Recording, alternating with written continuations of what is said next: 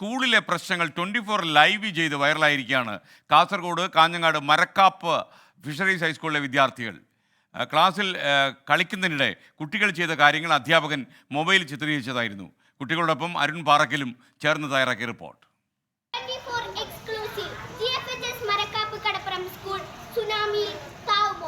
വിശദാംശങ്ങളുമായി ആർദ്ര. വളരെ ഭയപ്പെടുത്തുന്ന ന്യൂസുകളാണ് ഇപ്പോൾ ഇപ്പൊ തിര നന്നായിട്ട് അടിക്കുന്നുണ്ട്. ഇപ്പോൾ തന്നെ സുനാമി വന്ന് ഇത് ഈ ഒരു സ്കൂൾ സ്കൂൾ കടലിനടിയിൽ താണു പോകുമെന്നാണ് ഇപ്പോൾ വിശദാംശങ്ങൾ നമുക്ക് കിട്ടുന്നത്. അപ്പൊ നമ്മളുടെ കൂടെ രക്ഷിതാവും മദർ PTA അംഗവുമായ ശ്രീലക്ഷ്മി ചേരുന്നുണ്ട്. എന്താണ് പറയാനുള്ളത്? കുട്ടികളും രക്ഷിതാക്കളും ടീച്ചേഴ്സും എല്ലാവരും വളരെ പരിഭ്രാന്തരാണ്. നമ്മുടെ രക്ഷാപ്രവർത്തനങ്ങൾ തുടരുകയാണ്. ഞങ്ങൾക്ക് പറ്റുന്നതൊക്കെ ഞങ്ങൾ ചെയ്യുന്നത്. അപ്പോൾ വീഡിയോയിൽ കണ്ട ആ സ്ഥലത്ത് നമ്മൾ എത്തിയിട്ടുണ്ട്.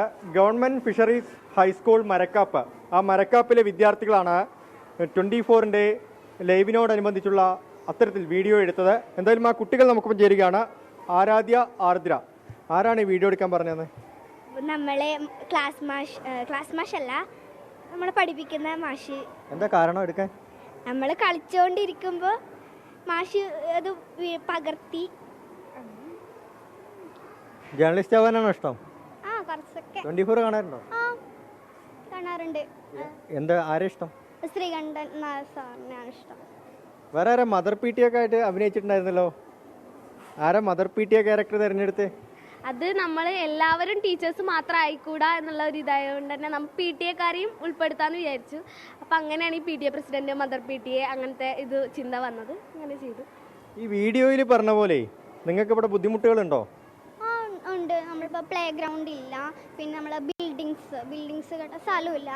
അപ്പം നമുക്ക് ഭയങ്കരമായിട്ട് സങ്കടമാണ്. കുറേ വേറെ സ്കൂളുകളിൽ പ്ലേ ഗ്രൗണ്ടൊക്കെ കാണുമ്പോൾ നമുക്ക് സങ്കടമാണ്. നമ്മൾക്ക് കളിക്കാനുള്ള അവസരമാണ് നമുക്ക് നഷ്ടപ്പെടുന്നത്. വളരെ പിന്നോക്കത്തിലുള്ള ഒരു സ്കൂളാണ്. അപ്പം പ്ലേ ഗ്രൗണ്ടിൽ നമുക്ക് കടൽ തീരത്ത് കൊണ്ടുപോയിട്ടാണ് നമ്മൾ കളിപ്പിക്കാറ്. ഇപ്പം മഴ വന്നതോടെ കടൽ കുറച്ച് കയറി നമ്മളുടെ ആ ഒരു കളിക്കാനുള്ള ഇപ്പം നമ്മൾ അവിടെ പോലും കൊണ്ടുപോകുന്നില്ല നമ്മളെ കളിക്കാൻ വേണ്ടിയിട്ട്, പ്ലേ ഗ്രൗണ്ട് ഇല്ലാത്തതുകൊണ്ട്.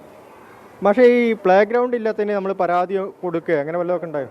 പലതരത്തിലുള്ള പ്രവർത്തനങ്ങളും PTA-യുടെ നേതൃത്വത്തിൽ ഇവിടെ നടത്തിയിട്ടുണ്ട്. പ്രക്ഷോഭങ്ങൾ തന്നെ നടത്തിയിട്ടുണ്ട് PTA-യുടെ നേതൃത്വത്തിൽ. ഇപ്പോൾ നമുക്കൊരു പ്ലേ ഗ്രൗണ്ട് ഇല്ലാത്തതുകൊണ്ട് തന്നെ നമ്മുടെ കായിക രംഗത്ത് തന്നെ നമ്മുടെ കുട്ടികൾ വളരെ പിന്നോക്കാവസ്ഥയിൽ നിൽക്കുന്ന ഒരവസ്ഥയാണുള്ളത്.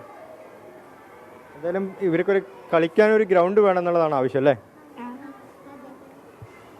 എന്തായാലും ഈ ടീമിനൊപ്പം ഞാനിവിടെ അവസാനിപ്പിക്കുകയാണ്. ഇവർക്ക് കളിക്കാൻ ഒരു ഗ്രൗണ്ട് വേണം ഈ സ്കൂളിലെന്നാണ്. അതിന് സർക്കാർ കനിയണം എന്ന ആവശ്യമാണ് ഇവർ മുന്നോട്ട് വയ്ക്കുന്നത്. അരുൺ പാറക്കൽ, 24 കാസർഗോഡ്.